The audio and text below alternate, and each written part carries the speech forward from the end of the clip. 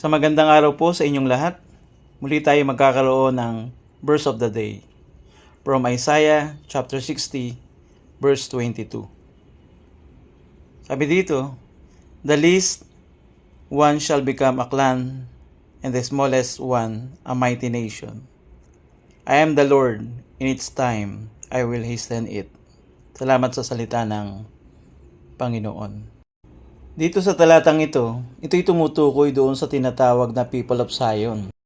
Binanggit ng verse 22, "This one shall become a clan, and the smallest one a mighty nation."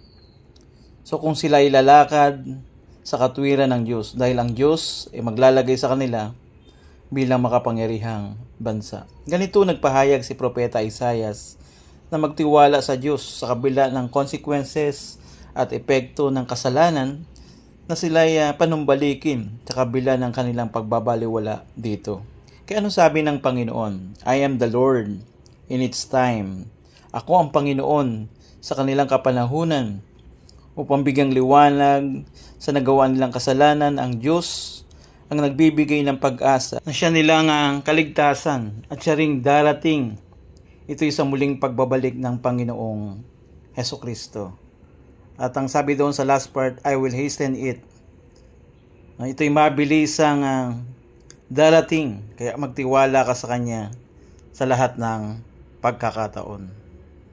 Nais niyang panumbalikin ka, talikuran mo anumang iyong kasalanan upang anumang epekto nito ay hindi maghari sa iyo, kundi magtiwala sa Kanya sa lahat ng panahon.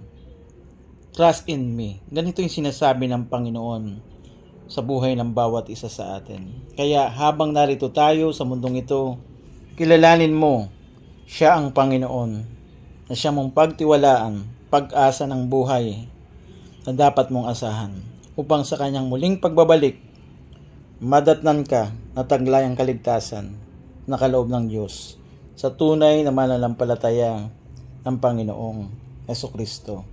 At bilang katuparan ng kanyang pangako ng direksyon at gawa ng Diyos ang siyang mangyari.